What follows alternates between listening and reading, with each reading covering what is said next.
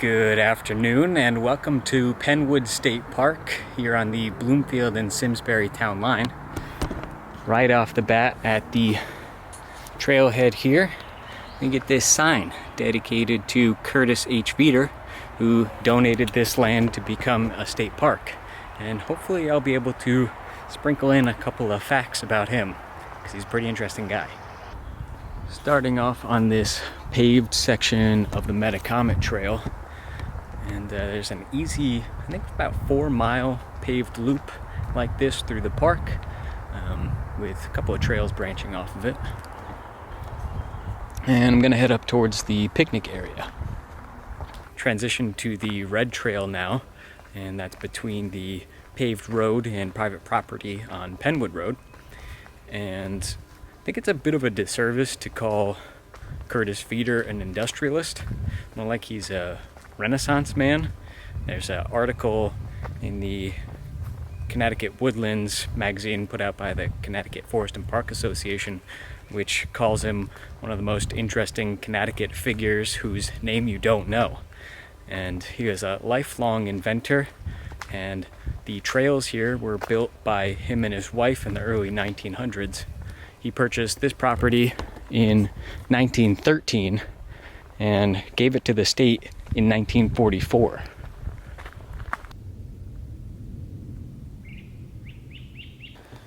We've got a little Wintonberry Land Trust trail coming off the red one, and looks like we've got a nice bit of a view.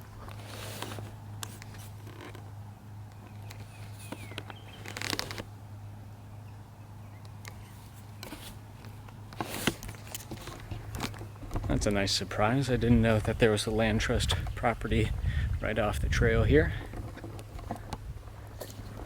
Looks like an abandoned shack off the trail here.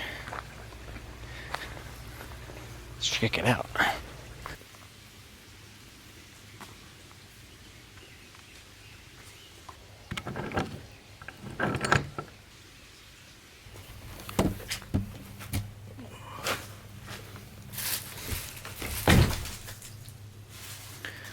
Scaring a couple of frogs here. It's actually a pretty nice clear pool. Look at this frog. There he goes.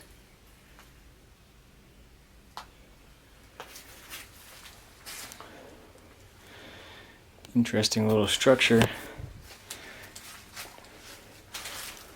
Almost looks like it's been redone.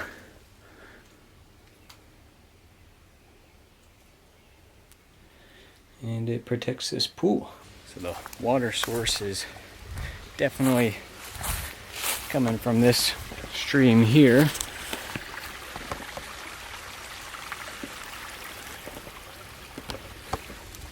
And before it was Penwood State Park, Veeder ran it as Penwood Farms. So perhaps this has something to do with the dairy cows that he had sometime between World War II and World War I. Perhaps these fields we've been passing on our right are former pastures. So the whole reason I started off on the red trail, which is easier than what I normally like, was to get a shot of this barn, which, for being built in the early 1900s, looks basically brand new. So this was put in by Curtis Veeder. Unfortunately, we've got these do not enter, no trespassing signs, so we can't get real up close with the barn, but still an impressive structure and in great shape. This is the picnic grounds. There's a well manicured lawn here, some barbecue spots. This is the picnic pavilion. We've got several picnic tables and parking right nearby. And it looks like an access trail that's pretty rough around the edges.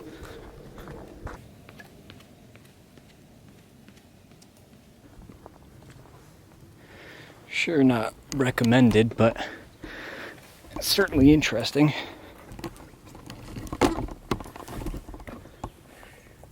seems steady enough, even if it's been broken a bit. I'm gonna get this nice marsh view.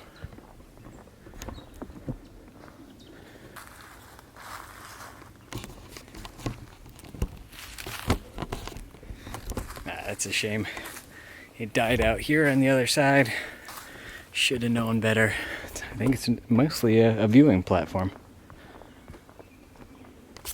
Leaving the picnic area, and I'm back on the paved loop trail, although this section is closed to cars.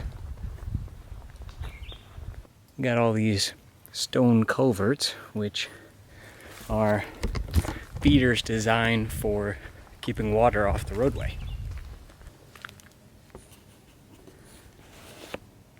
Another one of his designs to catch water coming off the roadway. Got a bunch of these little flowers.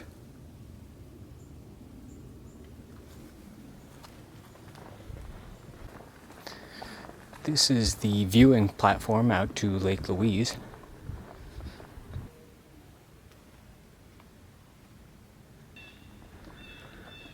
Lake Louise is named for Curtis Feeder's wife,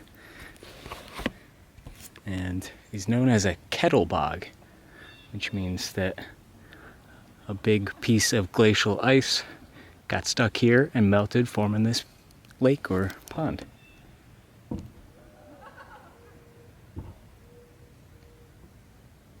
From Lake Louise, you could continue on the paved road up towards Pinnacle Overlook, but I wanted something a little more challenging, so I hopped on the Blue Blaze Metacomet here. Lake Louise appears to be overflowing currently, but it must happen often enough that there are plenty of side trails around the wet parts. Cool stone wall here at the bottom of this scree pile.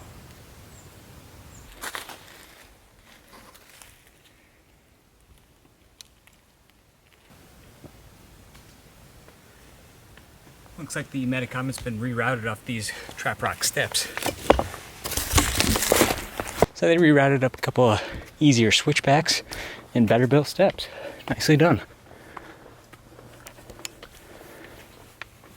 Ending the climb here at the high point of the park at Pinnacle Overlook.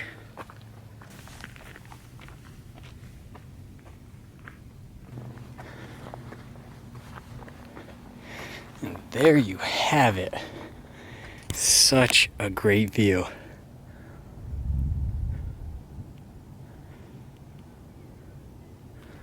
And even on a beautiful day like today, I've got it to myself. Fantastic. I know I always say it, this lens never does it justice, but if you look over there, that is High Blind Tower, part of Talcott Mountain State Park. And we are looking over western Connecticut and the Farmington River Valley. View out over the cliff. So this is part of the Metacomet Ridge, which runs all the way from Long Island Sound up into Massachusetts. And these are the classic trap rock ridges of Connecticut, part of young, at least geologically speaking, rock for Connecticut that's metamorphic, and all the sedimentary rock that was around all these sides here has been eroded away by the glaciers, leaving us with these fantastic overlooks. So the Blue Blaze Metacomet Trail does continue north from here all the way to the Connecticut border, and this is part of the New England Trail, which runs from Long Island Sound all the way north to New Hampshire. We actually have some more of feeder structures here. So we could continue north for a good bit more, but I'm going to turn around and I think take the Ridgeline Trail back, Yellow Blaze, or I might take the Metacomet. Haven't decided yet. You probably guessed it from the sound here, but check this out, unexpected surprise. Got a spring waterfall here.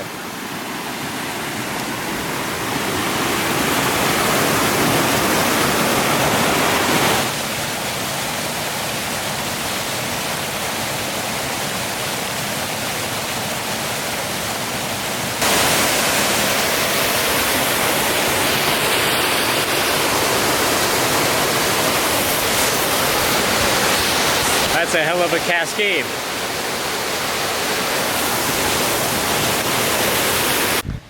Here's how it starts, and it looks like the beavers do their best to block it. And then the falls are right over there. Awesome.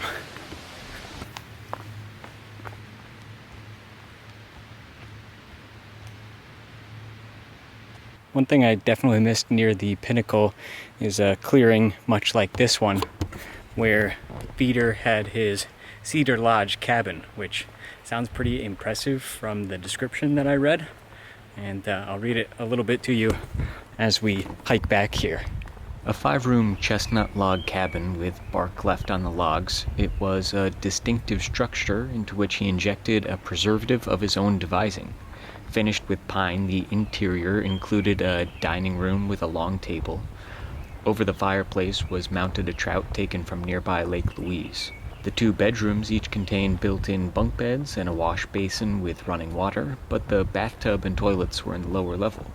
A 12 by 6 foot open porch featured rustic wooden furniture. The cabin unfortunately burned down in 1992, and so all that is left is that nondescript clearing.